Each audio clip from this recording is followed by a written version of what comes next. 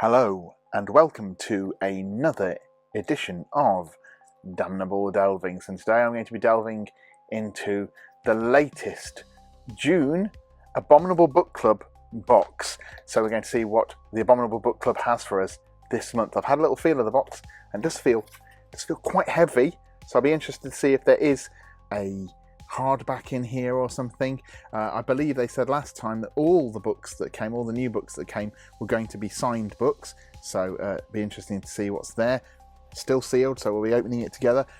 I was still unable to find any kind of appropriately horrific method for which to open the box, but I have now got a proper knife, which it's like a Jello movie, which I will be using to open this bad boy up. So let's get on with that. Oh, that was much easier than last time.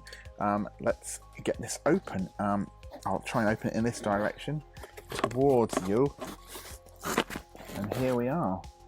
So there's our book, and you can see the very first book nestled on top there.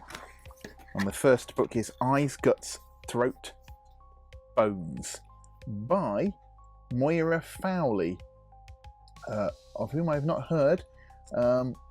Gives me serious writer envy, said Kirsty Logan. I was deliciously horrified, said Jen Ashworth. An incredible and unique imagination, said the Irish Times. And one of my favourite storytellers, said Kieran Millwood Hargrave. Featuring the Ann Post Irish Book Awards Short Story of the Year. So let's see what this says. The belly groan of a face unpeeled. A breakup poem recited knee-deep in bog water, an ancient burial mound rising and falling like a chest. The ghost of Stephen Gately reading the ingredients on a ham and cheese sandwich. That one I did not expect at the end there. Startling, sinister and irresistibly joyful, Moira Fowley's award-winning debut collection about queer female bodies at the end of the world unravels all our darkest impulses and deepest fears. Another short story collection. The cover, by the way, is absolutely gorgeous. Look at that. That is an absolutely lovely cover. And it's another short story collection. As I think I said last time, that I felt in some way short stories are the purest form of horror fiction, in that they're those short, sharp shocks that just get across what someone is trying to say nice and quickly. So I'll look forward to reading that. What's nice about a short story collection is you can just pick them up and put them down as and when you want to have a little something to read. So that's a good one. I'm looking forward to that. The next book we have is by Christina Henry, who I have heard of. The House That Horror Built.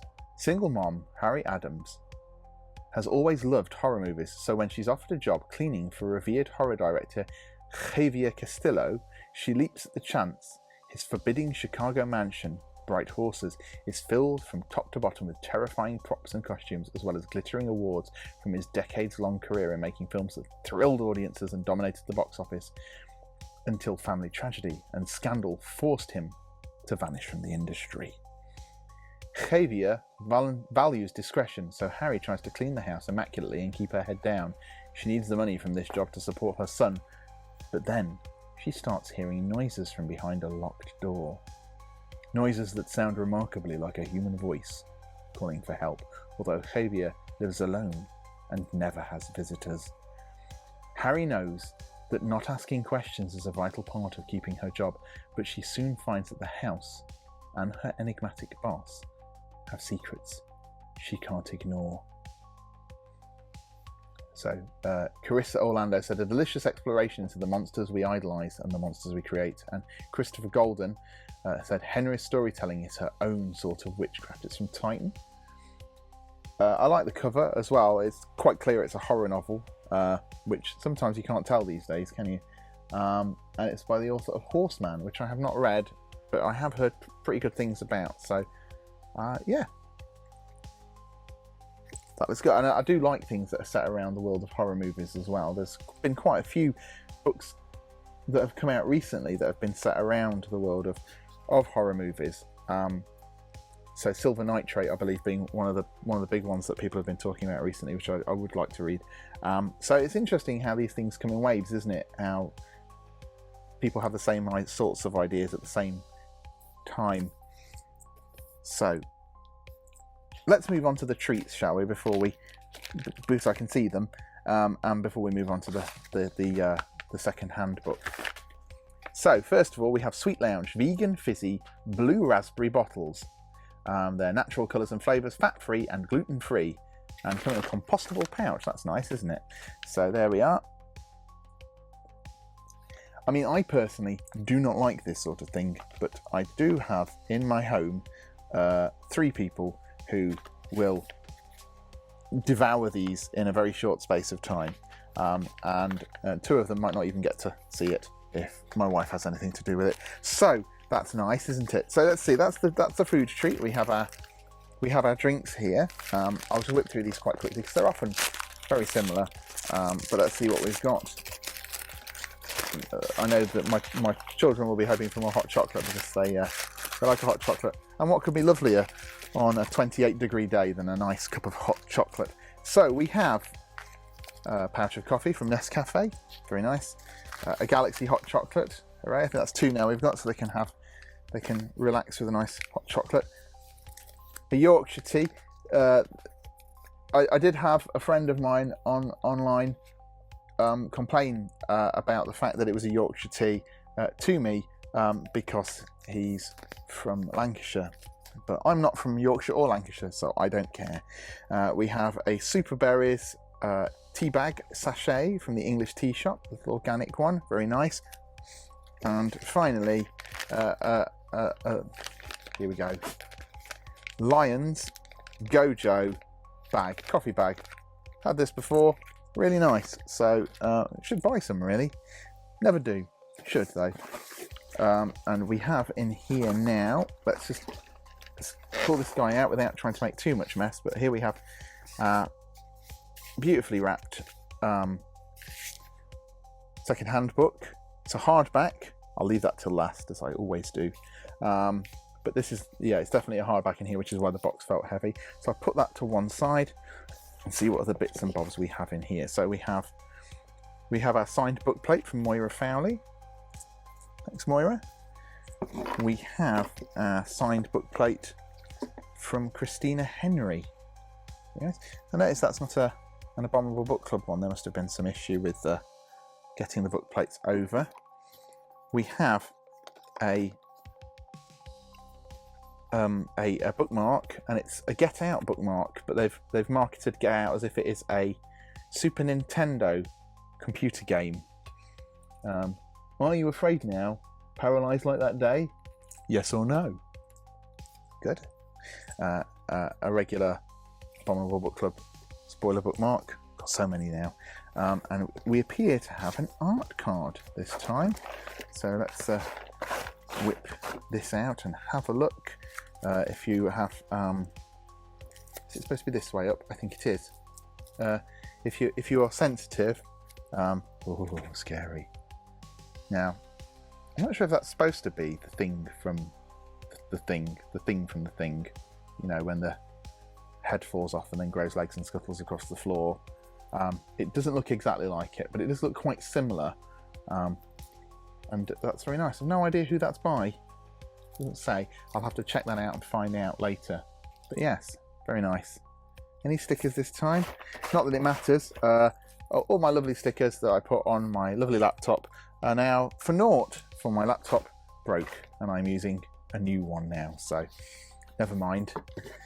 But now we come to the final but most important part, maybe, of the whole thing. Probably not the most important part, but certainly the one with the most pomp and circumstance around it, which is opening the second-hand book. Now, I have seen from the Abominable Book Club's Instagram account quite a few of the books they've been putting up, and there've been some very nice looking second-hand horror books that they've been showing off.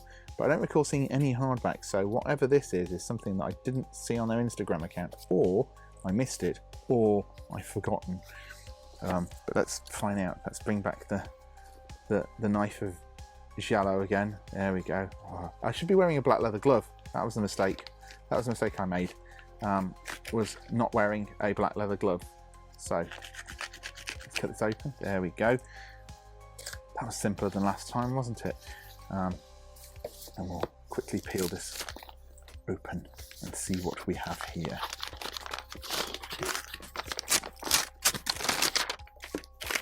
It is a Richard Lehman, and it's Midnight's Lair. I remember this book. I've read it a long time ago. I read this book. I was probably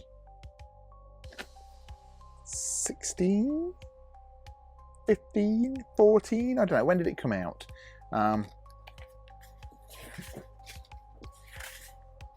1988. So I was 14 when it came out. Now, this is a 1992 edition. Very nice, lovely and old. I think this might be the oldest book that I've actually had from the Abominable Book Club, and it is a proper. It's not a Paperbacks from Hell because it's a hardback, but it is that. It's that vibe, isn't it? It's the Paperbacks from Hell vibe. I keep winking. I'm really sorry. It's my hay fever. But yes, I've definitely read this. I remember reading this, and it's one of those things that's tied up in an odd memory for me. When I was about 14, 15, I had a paper round. And the last stop on my paper round was my great aunt's house. And my great aunt was a voracious reader of novels, and particularly horror novels. And she would get horror novels and then let me borrow them. And I believe I borrowed several Richard Lehmans off her, including Midnight's Lair, which I remember sections of quite clearly, and some of them not for great reasons. But there we are. But yeah, so. This is an interesting one for me because this one is this has a lot of memories tied up in it. And I think it was a hardback that I read because sometimes they were library editions that she had. So that's really nice. Yes, that should go pride of place on the bookshelf. Maybe I will read it again, although I think it probably does. I think it does contain what Richard Lehman books, as I've said before, what Richard Lehman books often contain, which are uncomfortable scenes that maybe tell you a little bit more about the author than they should. But there we are. But that is this month's Abominable Book Club. I will definitely try and get some reviews in soon. I have very nearly finished Red River 7, which came in the last box, which is brilliant. I did finish Black Sheep. So I've read a little bit of the short story collection that I got last time. So I will try and get some reviews done of those. But until next time, thank you very much for joining me for my Abominable Book Club unboxing. I hope you enjoyed it, and until next time, stay creepy and obviously read more horror fiction. Bye.